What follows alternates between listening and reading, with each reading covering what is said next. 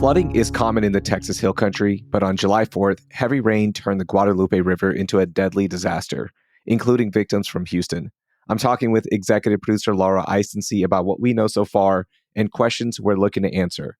And just a note, we're recording this early Sunday afternoon. The story is still developing, so the numbers can change.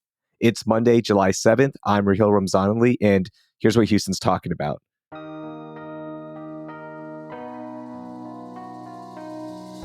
Laura, as of right now, there are over 60 people who passed away, including 21 children, from this devastating flooding of the Guadalupe River. And, this includes victims in Kerr County, as well as other counties in central Texas and the Hill Country.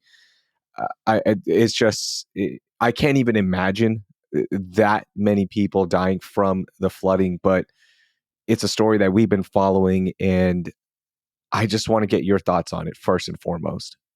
I mean, sadly, I think these numbers will change. I think the death toll is expected to rise. For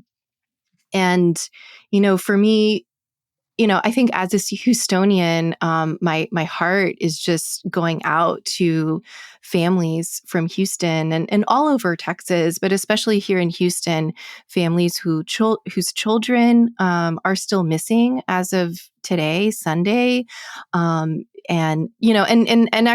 I do have kind of a personal connection to this as well. How? Well, my nephew was actually at camp, at the boys' camp, La Junta, along the Guadalupe River on July 4th. And he was in a cabin. And one of his cabin mates woke up in the early morning night and saw that their footlockers were floating around in the cabin. Wow. And so my nephew was one of the boys who was evacuated, and he's safe at home now. And we're very grateful that he is okay. But what is even scarier is that my niece was scheduled to be at Camp Mystic, the camp where so many young girls are missing. Still, as of right now, 11 campers are still missing.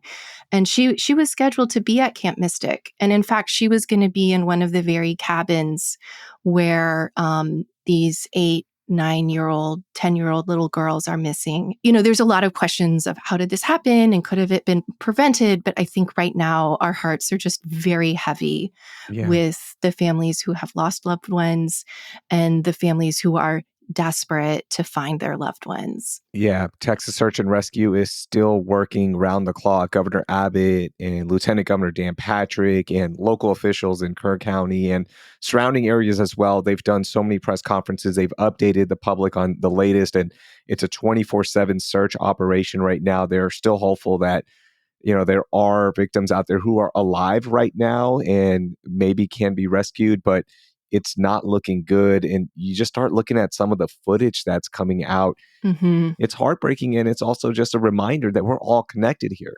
Yeah, we are all connected. I think this is really very much a Texas tragedy because so many people were vacationing there along the river for the 4th of July. Yeah. But overall, and you mentioned these press conferences, the authorities, they still don't know the total number of people who are unaccounted for.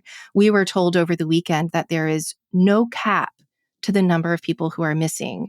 Right now, those search and rescue groups, they're finding bodies up and down the river, and they've set up a grid search to try and find, whether they're alive or not, just to try and have some sense of peace. I mean, I think there are families still holding out hope, but I think we're also looking for some peace.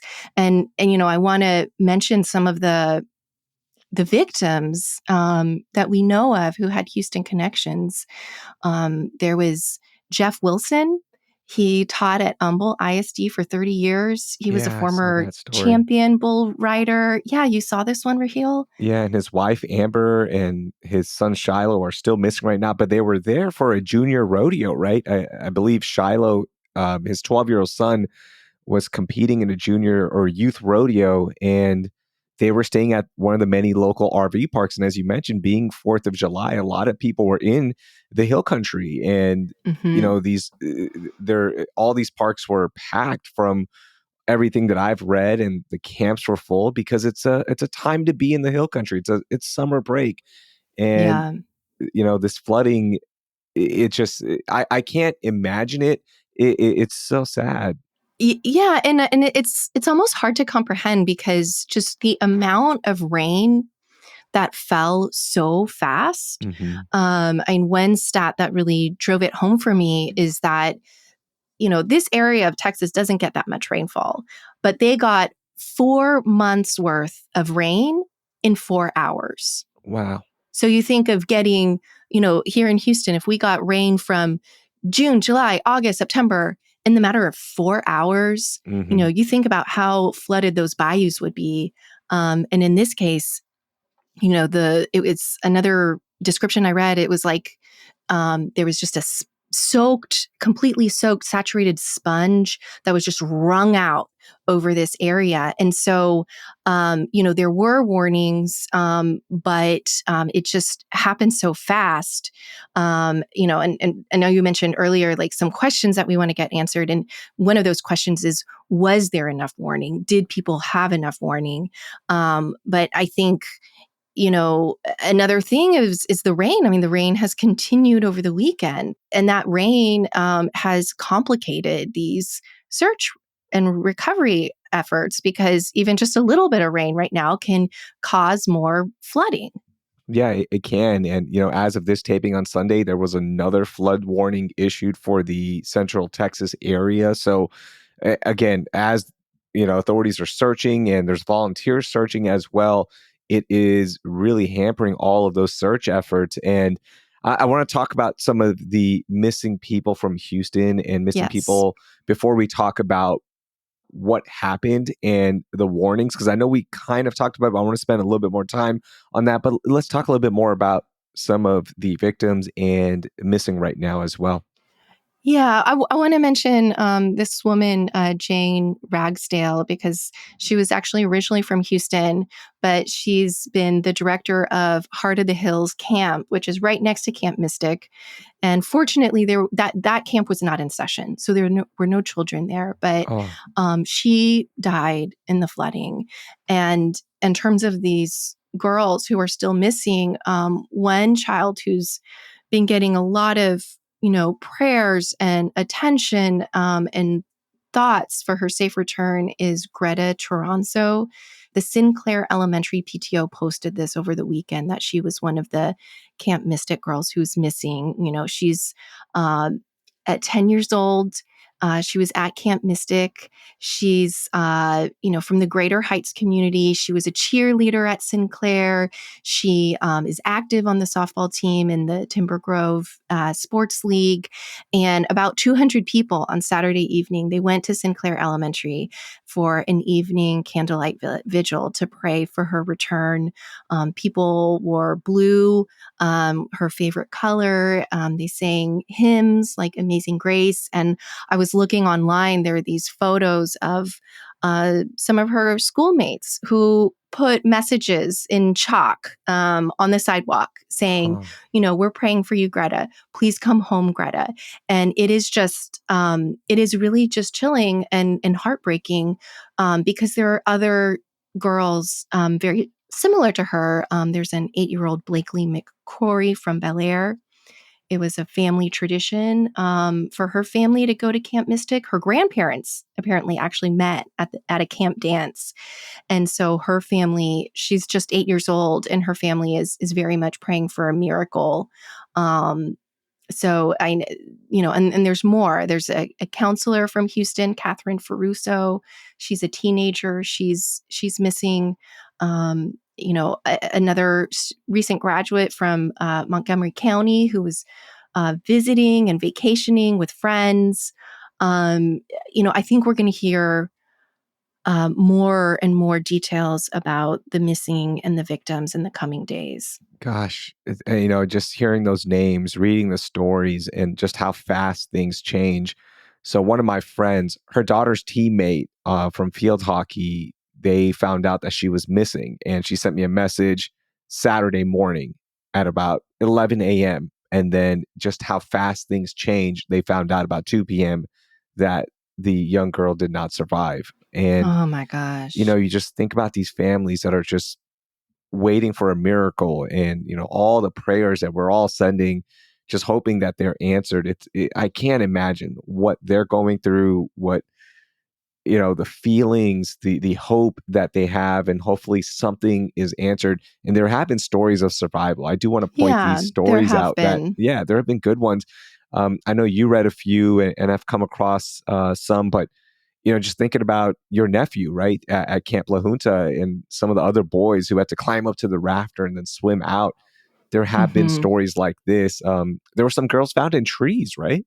Yeah, yeah. Some were found in trees, on rooftops.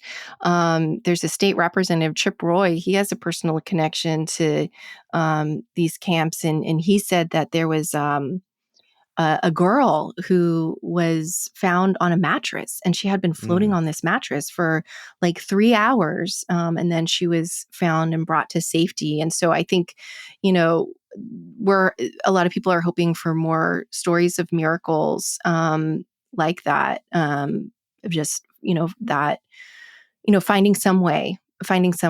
But when you look at the videos of the water, and just how ferocious it was just so much water, so fast. Really historic. I can't even imagine, right? Like it's just I'm speechless. Well, I think that's where we get into some of these questions that we're looking to answer of, why was there so much water so fast? And I Hmm. think there are some partial answers to that in terms of, there was just a lot of moisture coming from the Gulf, and it ended up, instead of moving quickly through the area, it met up with more moisture, and then it started to move slowly and kind of Yeah. stalled over this area. But there's other questions of, were vacancies. There were some important positions, at the National Weather Service offices in these areas. There were some vacancies, and some Yeah. people are asking, did those vacancies contribute to this? Well, a friend of the show, Matt Lanza, who is our official, unofficial meteorologist, he wrote on the Eye Wall, which is the website that he and Eric Berger run covering hurricanes, that he felt like the cuts had nothing to do with this. Like there were enough warnings. In fact, they got weather balloons up, and they did everything right. So I don't know. Yeah, I mean, I deeply respect Matt Lanza, and Hmm. he's more of an expert in meteorology than I am. But I do know that other outlets are reporting that there were important positions that were vacant, Yeah. including a warning coordination meteorologist. That's the staff person who's supposed to work with local emergency managers to plan for floods. And that person left in April after taking an early retirement package, to reduce the federal workforce. And so I deeply respect Matt's opinion. And I think, this is a question that's going to be teased out was, did that how much did those vacancies matter? And another factor of this is that the local county, Kerr County, they did not have a flood warning system, and quite simply because the residents, the taxpayers, don't want to pay for it. So that was another layer of protection that wasn't there. One thing, and I wasn't familiar with this. I didn't know that Central Texas floods like this. Like I've lived in Austin, we didn't get that many floods there, right? But when you start heading more into the hill country, this is pretty common in terms of flood warnings. The rivers can rise really fast with torrential rains. Um, there have been some monumental floods when you go back and think about over the years, but this is common in terms of like what to expect. The fact that they don't have a flood warning system, almost like a siren, like they would in Like for a Tornado tornado. Alley. Yeah. Yeah, Yeah. it's like I was flabbergasted by that. I didn't know that. Yeah. Yeah, I mean, I think the hill country is, vulnerable to this type of flash flooding, but I think Hmm. even the speed and just the volume of water and how Yeah. fast the water fell took everybody by surprise. And some of those warnings did come, um, but they came, in the early dawn hours when most people were sleeping. And Yeah. so that also added, I think, to the tragedy. And then, of course, like another layer to this is that with climate change, we're going to have more extreme weather events, and so I think that's Hmm. another layer as to why this tragedy happened.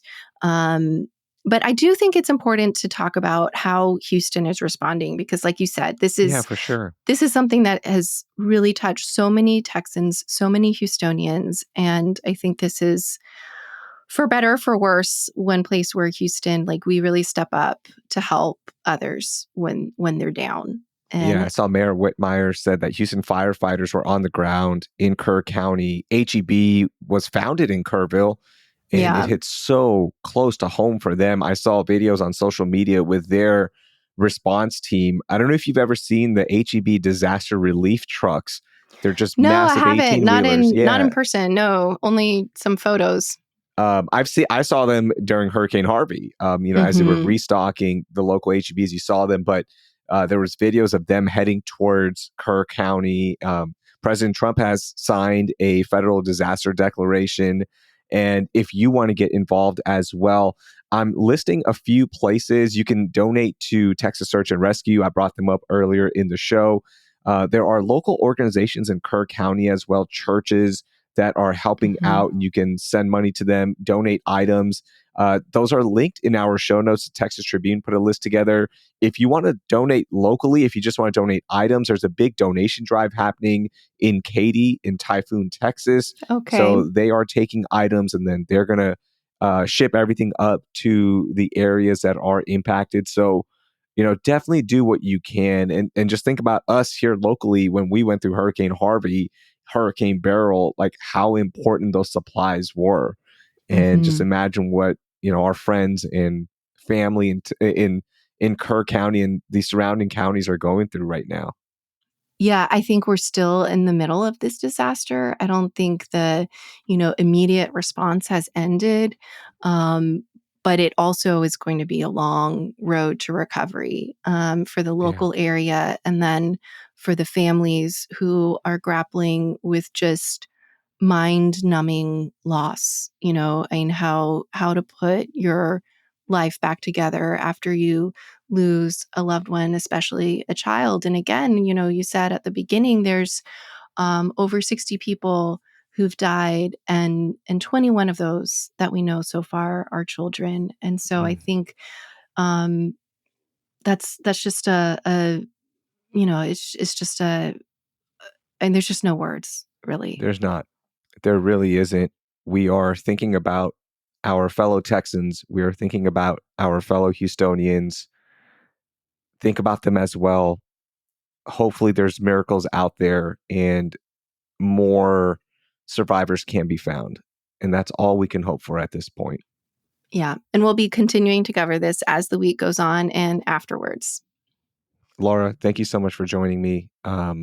Again, we are thinking about everyone and we are hoping for the best here in the upcoming few days. Thanks, Raheel. That was executive producer Laura Isensee. For the latest on the Central Texas flooding and the aftermath, please subscribe to Hey Houston, which is linked in our show notes.